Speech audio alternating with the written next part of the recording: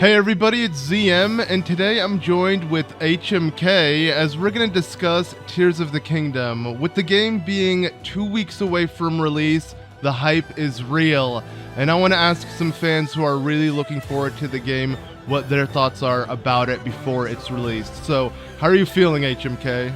I am feeling ecstatic. This is like, it's really that season again to be a Zelda fan, like literally before when Skyward Sword was releasing, when Twilight Princess was releasing, when Breath of the Wild was releasing. Now we're back with that vibe, Tears of the Kingdom. It cannot come any sooner. Like, I'm ready. I'm so ready. Yep, it took us 6 years, but we're finally here. To kind of like, structure this, I first want to like get your opinion on some things before I get into the overall question of this video. And that is, what is your favorite Zelda game, and like, are you thinking Tears of the Kingdom might top it? Honestly, I've said this ever since Breath of the Wild came out, but then as time moved on, it was like, like a constant battle in my heart. And I feel like the question of what is my favorite Zelda game is Breath of the Wild and Ocarina of Time are constantly battling for supremacy within my soul. And honestly, when Tears of the Kingdom, from what I've seen with Tears of the Kingdom, from what we are promised with Tears of the Kingdom, Tears of the Kingdom is looking to take that throne easily.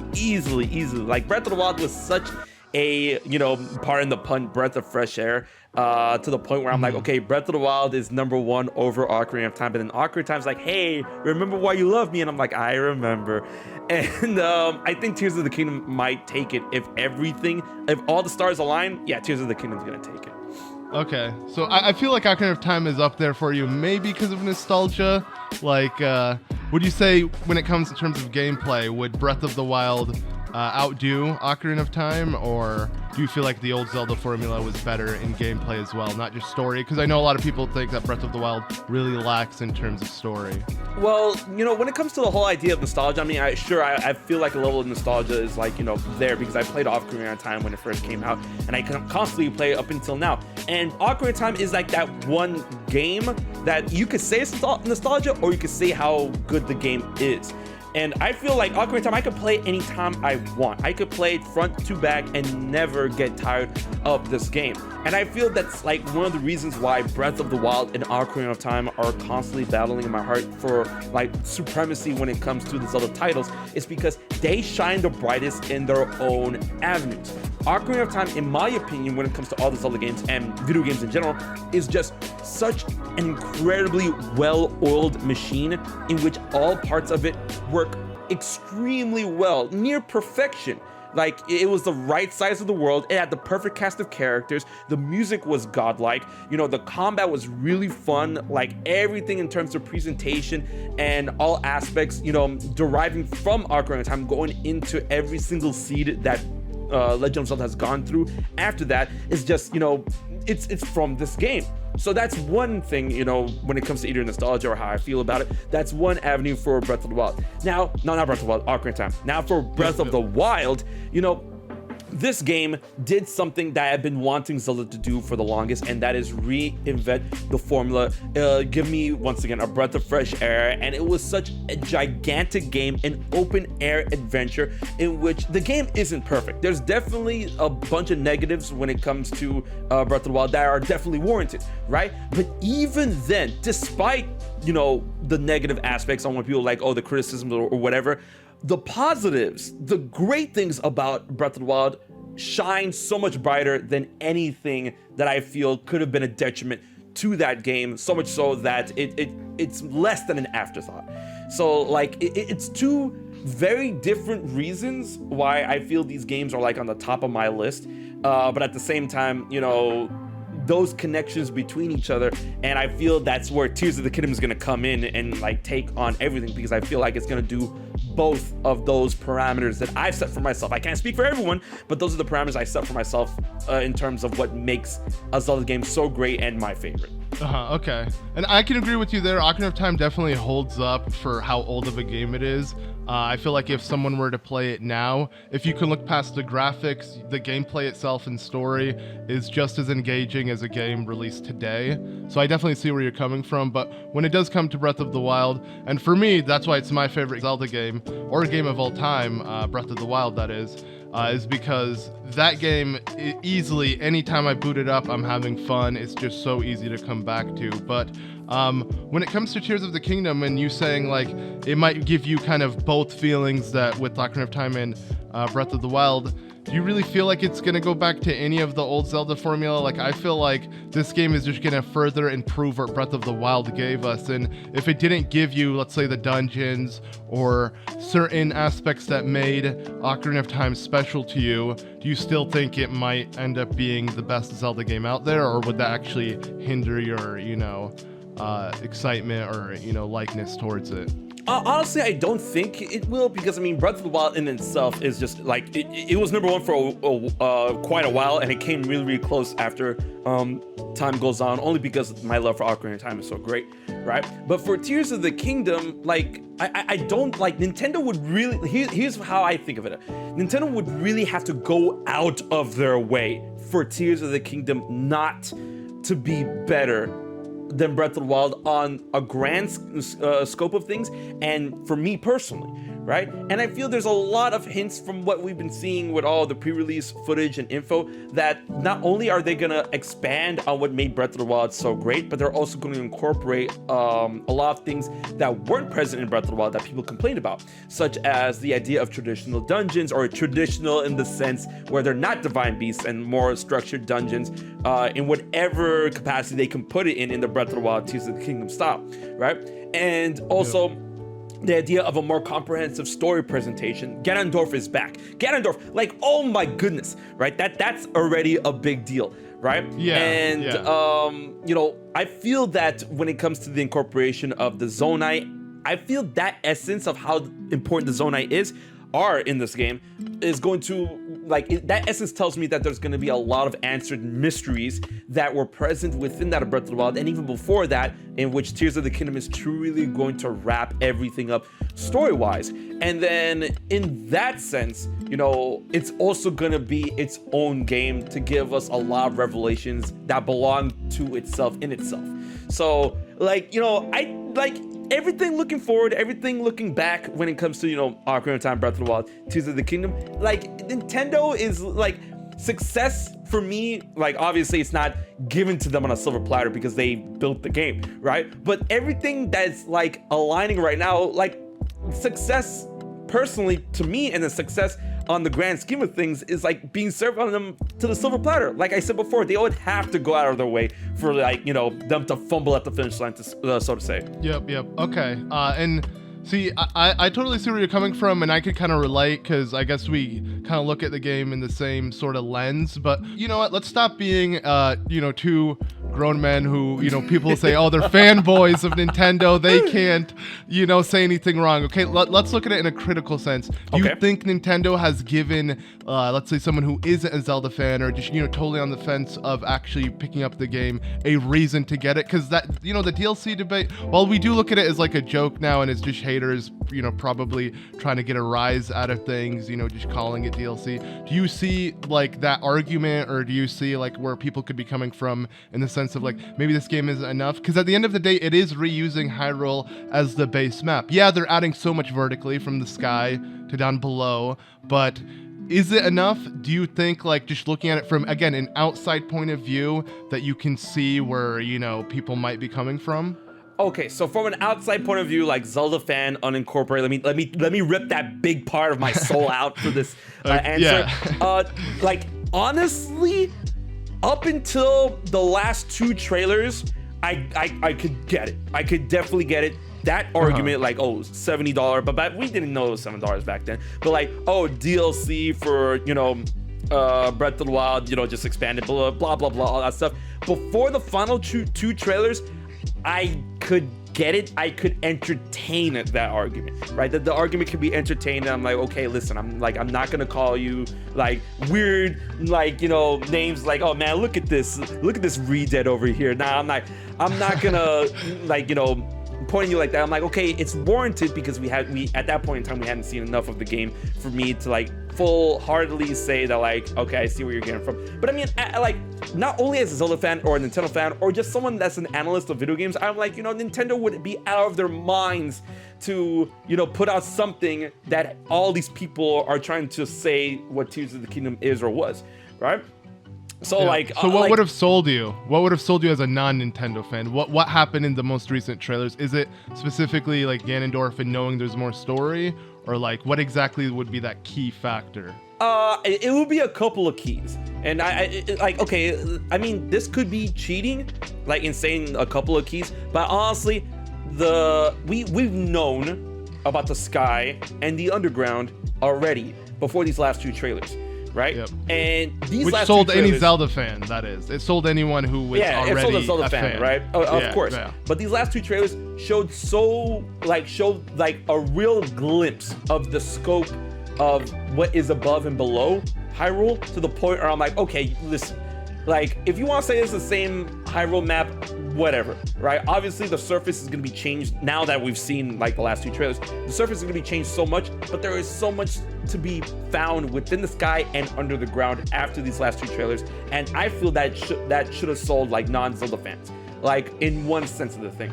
And then another thing that should have, like, sold, like, non-Zelda fans is, like, the building mechanic, Ultra Hand. That looks insane to me, while Ultra Hand and Fuse, when you combine both of them, right? Yeah. That should have sold, like, non-Zelda fans, and there was a lot of non-Zelda fans and, like, casual gamers that bought into Breath of the Wild and loved it because of how, friendly and accepting it is to the casual market, to the casual player base, in which their imagination, and they don't have to be bound by previous Zeldas in order to enjoy and explore and go, wild in that game. And I feel that Nintendo is like, what's the word I'm looking for? They're tapping into that once again to a higher degree in Tears of the Kingdom.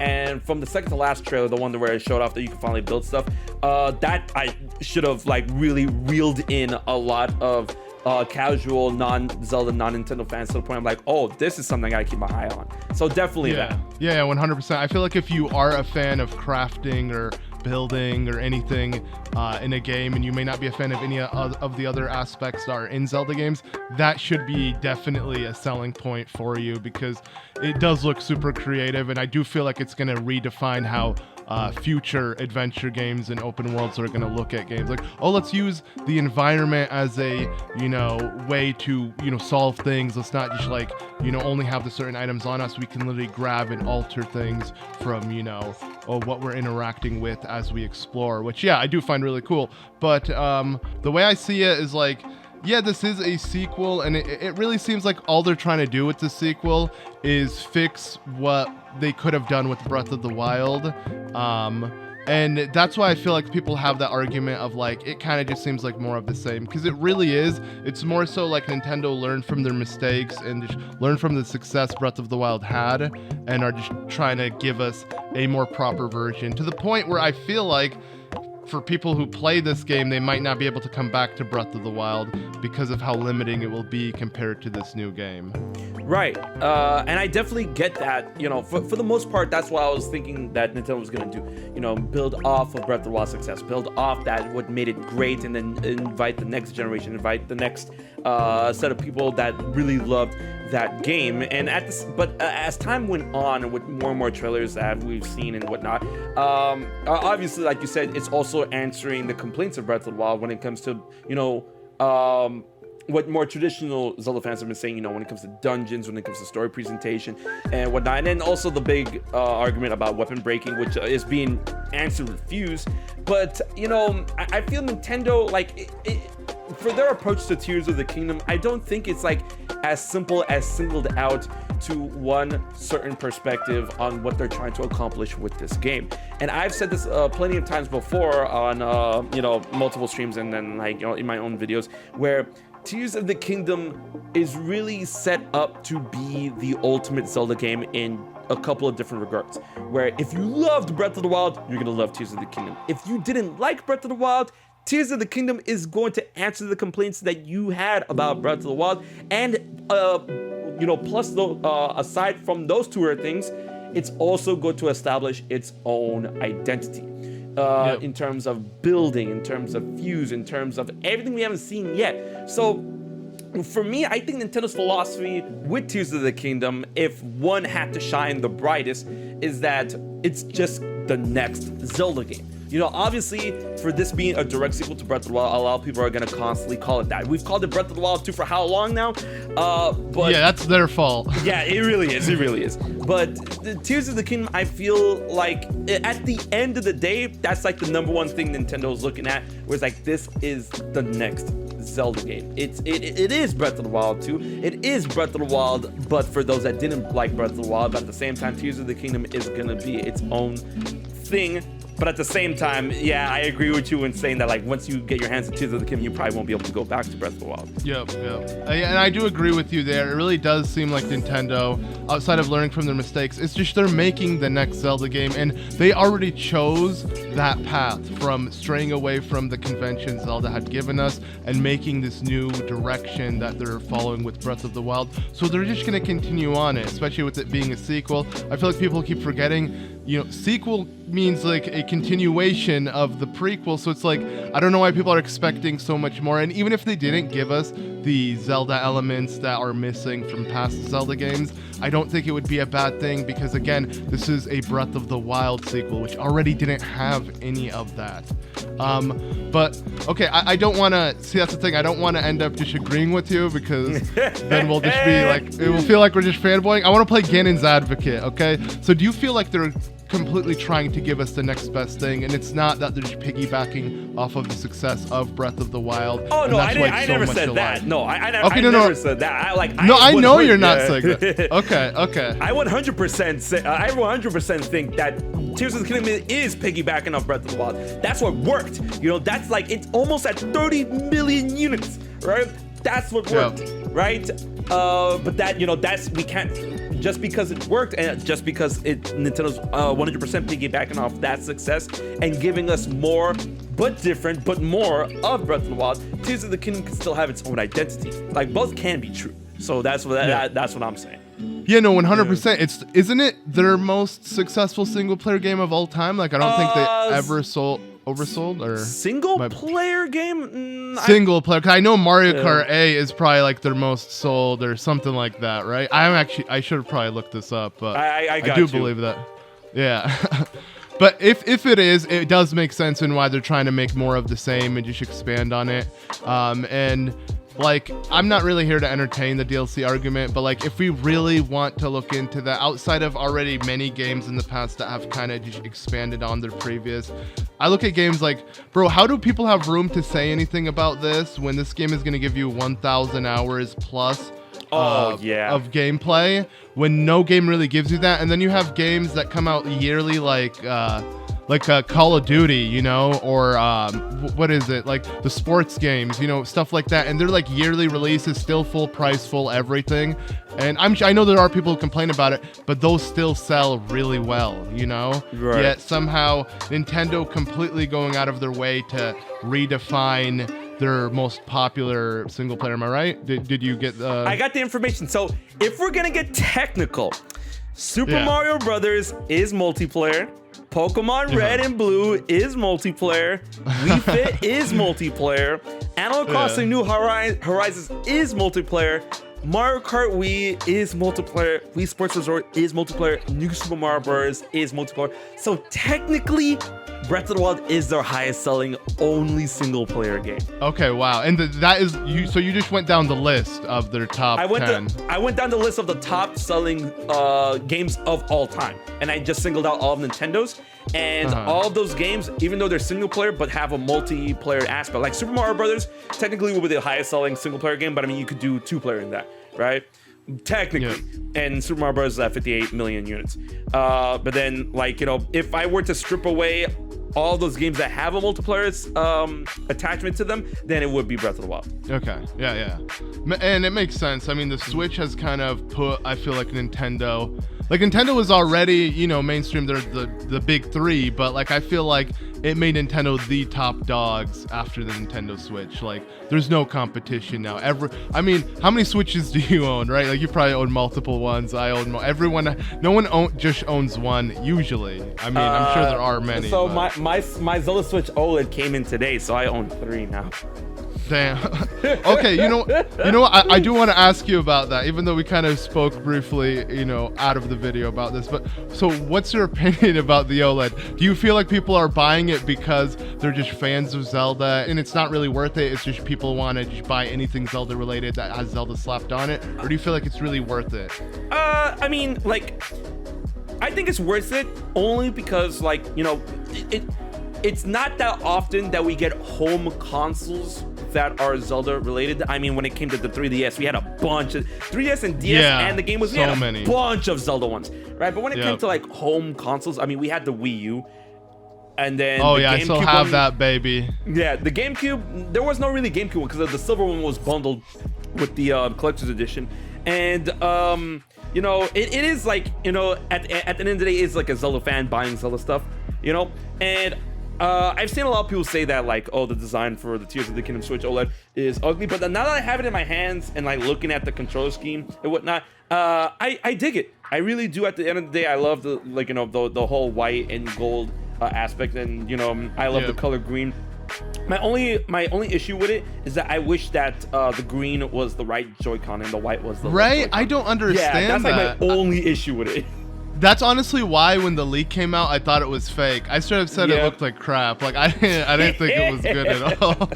But I'll be honest, I bought it because Zelda. I collect Zelda stuff. But like, I'll be real. Like, if it were up to me, like I don't really think it looks that good. Honestly, the green clashing with the gold kind of looks like bronze rusting, like when you look at it from far away. It's not a good color combination, if you ask me.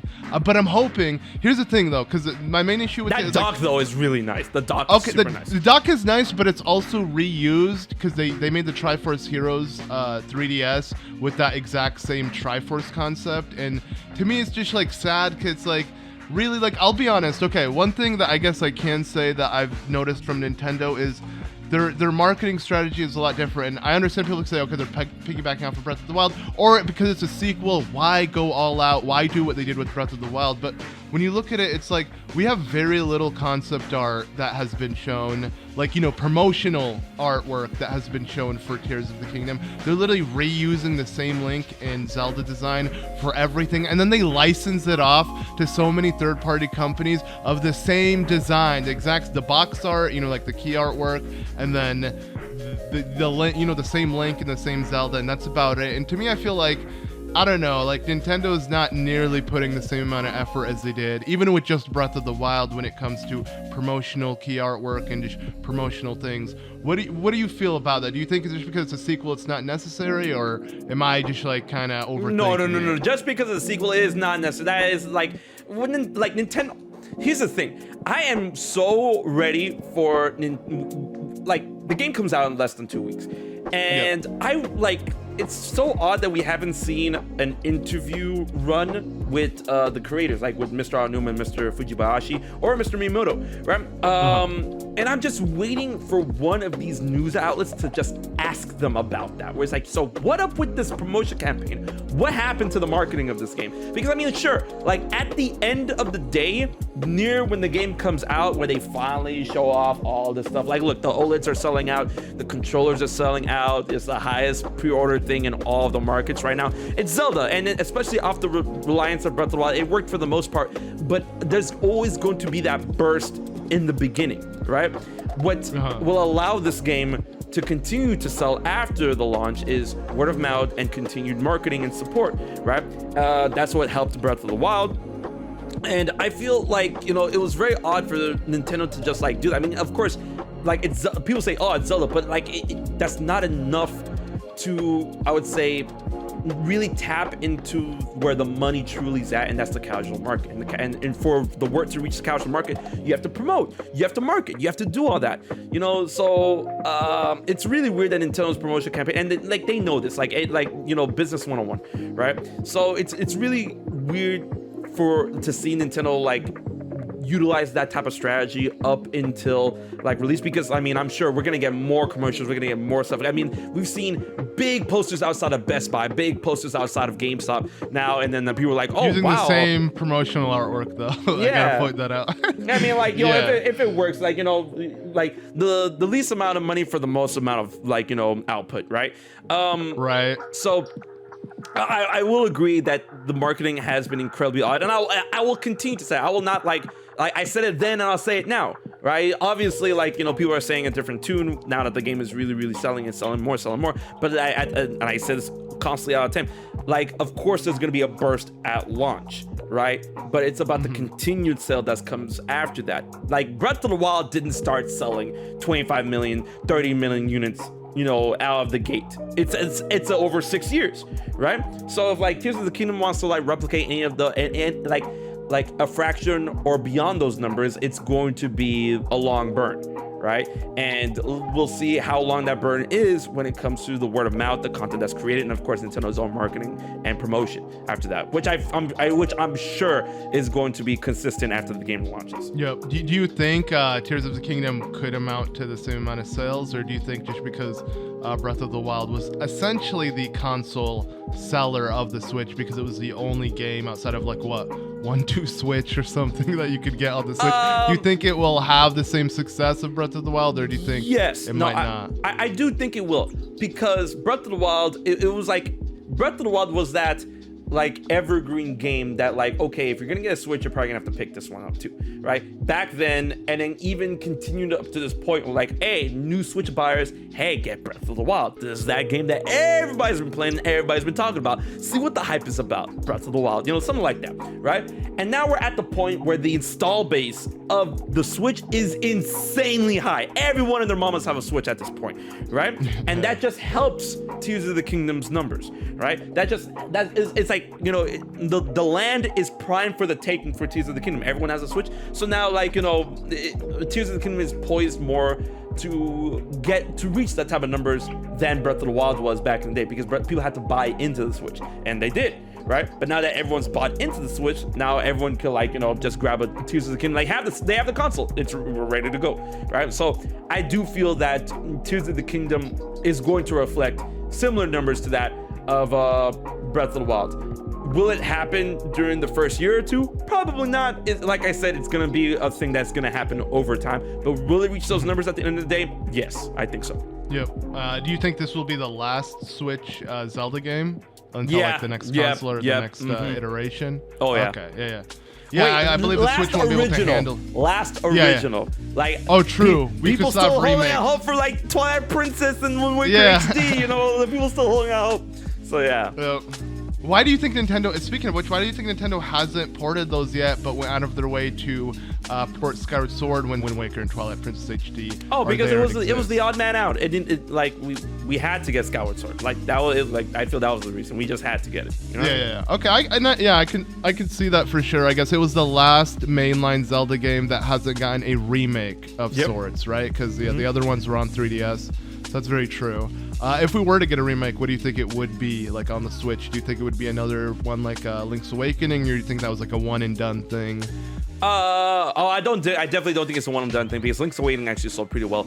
But if we were to get a new remake that isn't Wind Waker or Twilight Princess HD, you know, I have two answers for this. One that's hopium and one that's copium. All right, the copium answer is like, yo, Ocarina of Time for the ground up, right? That probably won't happen. I'm like, yo, give it the Resident Evil 2, Resident Evil 4 treatment. That probably won't happen. If it does, ooh. But I honestly hope, and I think there's more hopium than copium, Zelda 2 remake in the hands of either Grezzo or Mercury Steam. Like that'd be amazing. Ooh, man, they will tap into the power. That I'm telling y'all, Mercury Steam has done such an amazing job with Metroid Dread and Metroid Samus Returns. Oh, Mercury Steam is behind Metroid Dread? I was really thinking of, I was gonna be like Retro Studio, but I guess they're not the ones behind it. Okay, that they would be perfect for a Zelda 2 remake. Oh yeah. So you don't think Nintendo would completely rehaul the concept? They would keep it the same? Half and half. Whereas like the concept is the same, but they do a they do a good maybe like amount of Link rehaul. slashes instead of like thrusts with the Yeah. sword. Maybe you get like better like a better like attack box where it's like Link actually hits in a certain radius instead of I can see where you're coming from. That would be really cool. Honestly, I would love that universe to exist, for like there to be third-party developed Zelda games, and then the first-party ones are the mainline ones like Tears of the Kingdom, but for Nintendo to like outsource like some remakes to Grezzo, or even straight up like how Capcom helped develop Minish Cap. Like I would love for that to come back as well. It is a shame that Nintendo holds this series along with, I mean, not even Mario has the same amount of like scarcity as in terms of like how little Nintendo puts out. Like there's a new Mario game every single year, even if it's not a mainline Mario game. But it's like with Zelda, it doesn't really seem like that's the case. We've gotten Hyrule Warriors, we've gotten tastes of like what a spin-off could really be like, but Nintendo doesn't want to completely focus in on that, which is a shame, because the whole idea, the dream of one Zelda every year is never going to happen unless Nintendo starts like doing stuff like that. But yeah, no, it definitely is a shame, because I would love to see a world where we could just be getting Zelda remakes or just other types of Zelda spin-offs more often, But yeah, no, I definitely do believe that, hopefully Tears of the Kingdom, after it's out, Nintendo starts kind of doing more frequent stuff and not taking 6 years to develop a game. If not, they've been developing it literally since the DLC, right? Since they thought of the original. Yeah, game. so like, if we're going off of what they said, October 2017, that's when they started development of Tears of the Kingdom. Yeah. As early as that, yeah.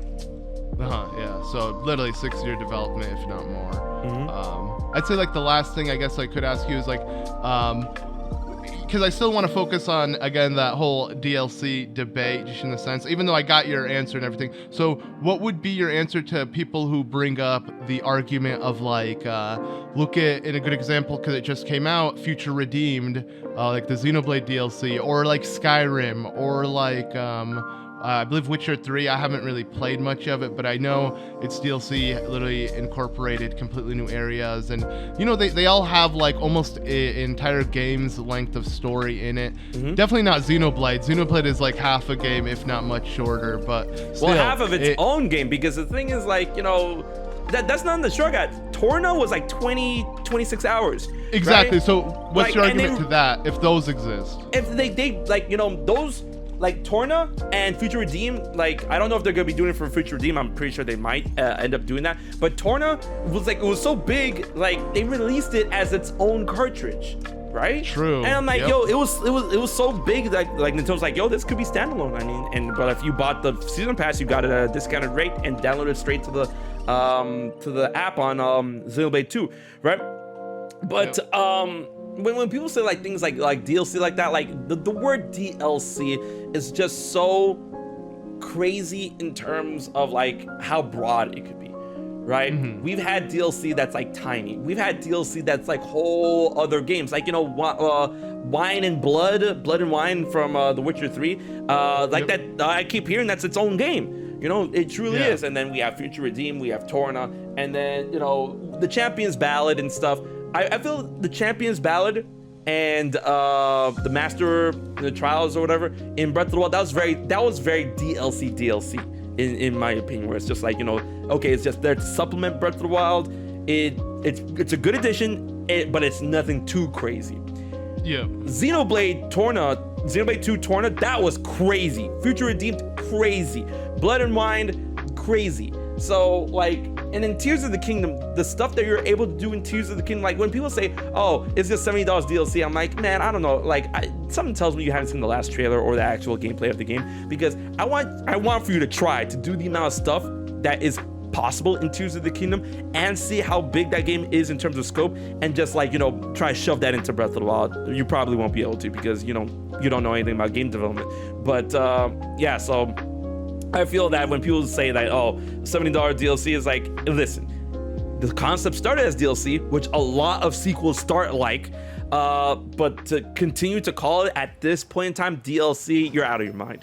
So yeah. Yeah. No, I can agree with you there. Yeah, especially with how much it will actually provide at the end of the day. Like, even if you look at Torna or I'm sure Witcher, like Breath of the Wild standalone provided literally up to thousands of hours if you actually tried to 100% everything. So if this game does the same, plus you can look at it this way, like let's say it was DLC and this new DLC got you into wanting to get it, you'd have to then buy the base game of Breath of the Wild and then whatever the DLC costed for what Tears of the Kingdom's expansion would have been. So you would have ended up spending more than what you're spending on a standalone game of them just kind of redefining it. And if it ends up making like this game, making the original game unplayable, then there you go. You can just go straight to the good part and not even have to deal with the original. So, right. But yeah, that pretty much does it for this video. Thank you, HMK, for joining me. Let me know what you guys think in the comments below. And if you guys have any other things you'd like us to discuss, or maybe with a different guest as well, please let me know in the comments below. But yeah, thank you, HMK, for giving me your thoughts. Of course, man. It's been a blast, and it's always a pleasure. Check out HMK's channel in the comments below. He also covers Zelda and all sorts of theories. All right, that about does it. Be sure to leave a like on the video if you enjoyed. But as always, I've been ZM, and I'll see you all in a future video.